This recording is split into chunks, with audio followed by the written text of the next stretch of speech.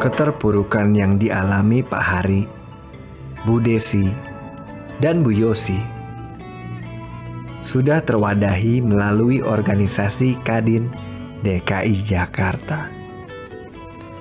Dialog organisasi Kadin dan pemerintah guna beri solusi bagi mereka dan UMKM di bidang seni lainnya yang mengalami keterpurukan sudah dilakukan.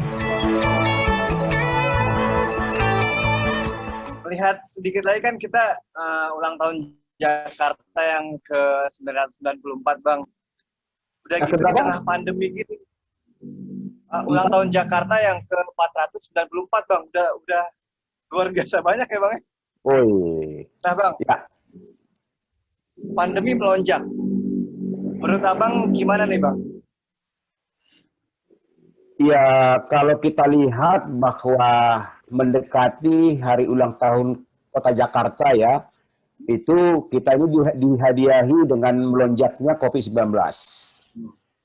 Ya, tentu kalau COVID-19 ini melonjak di DKI Jakarta, itu akan sangat-sangat signifikan mempengaruhi roda perekonomian di DKI Jakarta. Pertama adalah Jakarta ini kota jasa. Nah, kota jasa itu akan hidup dan berkembang ekonominya apabila ada pergerakan manusia yang lebih leluasa. Gitu. Jadi semakin leluasa bergerak manusia di Jakarta, maka di sana akan terjadi peluang terjadinya transaksi ekonomi. Tapi ketika pembatasan ruang gerak manusia itu diberlakukan, maka ekonomi di DKI Jakarta itu akan semakin stagnan. Peran UMKM dengan ekonomi negara, Bang, pengaruh nggak sih, Bang? Kalau tadi Abang bilang, kalau ditanya masalah perannya, sangat-sangat besar dan sangat-sangat strategis, ya kan? Pertama, dari sisi penyerapan tenaga kerja, ya, tenaga kerja yang diserap oleh UMKM kita itu hampir sekitar 80-90% itu diserap oleh UMKM. Karena apa? Jumlahnya banyak. Katakanlah jumlahnya banyak, dengan dia punya karyawan 1-2 orang atau 3 orang, itu kan jumlahnya dengan hampir 60 juta UMKM kita, itu kan itu sangat signifikan. Gitu. Jadi dari situ. Kemudian yang kedua juga adalah dari sisi sumbangsi terhadap PDB kita, pertumbuhan ekonomi kita. Perannya juga sangat signifikan di sana. Hampir 40% juga disumbang oleh UMKM. Kita sangat yakin dengan adanya nanti kebijakan pemerintah yang pro UKM ini, kita sangat yakin nanti bahwa ketika COVID ini berlalu, UKM akan cepat bangkit kembali. Kalau kita bicara UMKM lagi ya, Bang ya. Kemarin saya bertemu dengan pelaku UMKM. Kalau kita ngomongin di bidang makanan, tadi Abang bilang kalau makanan ya mungkin masih bisa bertahan di bidang ya, karena orang setiap hari butuh makan ya, Bang ya. Tapi kalau UMKM yang bergerak di bidang fashion, pembuat batik, handicraft, dan lain-lain tuh gimana, Bang? Udah menjerit tuh, menurut Abang gimana, Bang? Ya, pasti, itu pasti. Karena pertama begini, ya dengan COVID-19 ini kan secara otomatis juga kan daya beli masyarakat kita juga menurun.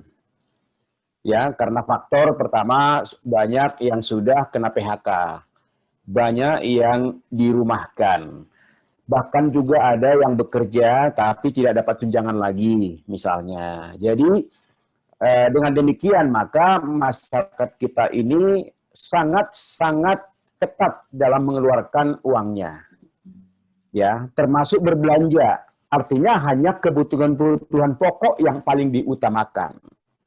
Ya kan, membeli handicraft, membeli baju, membeli sepatu, membeli tas, saya rasa itu mungkin udah urutan-urutan yang keberapa gitu loh. Tidak menjadi skala prioritas. Ya, jadi artinya memang ya ini tantangan tersendiri dan saya yakin juga pasti teman-teman kita UMKM yang bergerak di bidang handicraft ini atau mungkin fashion itu kita sangat yakin ya, mungkin juga pembuat sepatu misalnya, kita sangat yakin mereka sangat-sangat tertekan dengan kondisi ini. Bang, kemarin saya sempat ngobrol Bang dengan UMKM yang bergerak di bidang batik Bang, pembuatan batik. Nah, mereka kesulitan karena ya cara kok jualan online aja gitu di tengah pandemi. Tapi kata mereka, kita nggak berani Mas Adit jual online karena takut motif-motif kita malah dijiplak gitu sama orang Bang gitu Bang. Itu menurut Abang sendiri gimana tuh Bang? Iya, memang ini sesuatu yang menjadi catatan kita ke depan. Jadi artinya agar pemerintah juga dapat menginventarisir kelemahan-kelemahan yang dihadapi oleh UKM kita. Termasuk misalnya dari sisi perlindungan terhadap hak merek. Ya, perlindungan terhadap hak cipta.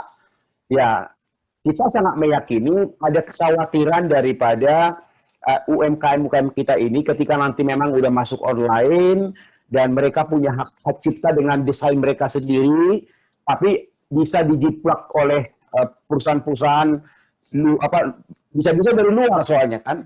Kadang-kadang dari luar yang jiplak itu dengan volume yang cukup besar karena mereka punya modal dan mereka punya teknologi sehingga bisa mengalahkan daripada UMKM kita. Saya rasa ini menjadi catatan ke depan supaya memang pemerintah harus hadir melindungi hak cipta daripada atau hak merek daripada UMKM kita ini. Sehingga nanti ketika ada suatu motif, ada suatu katakanlah dari sisi motifnya sudah cukup bagus, disenangi, jangan sampai misalnya siapa yang membuat, siapa yang menciptakan, nanti dan siapa yang menikmati nantinya gitu loh. Nah ini harus dikawal supaya betul-betul bahwa produk UKM ini harus tetap dijaga dan hak miliknya dijamin oleh pemerintah. Bang, tapi Bang dari Kadin sendiri sudah pernah menyuarakan ini ke Pemprov DKI nggak Bang? Sudah. Kita sudah suarakan itu dan kita lihat juga memang bahwa pemerintah DKI Jakarta juga punya program untuk menggairahkan dan melindungi UMKM kita. Ya, dan kita lihat juga sampai saat ini Kadin DKI Jakarta juga bekerjasama dengan Dinas Perindustrian itu rutin juga melakukan pelatihan terhadap UMKM kita. Mas Arman, makasih ya Bang ya. Baik, terima kasih.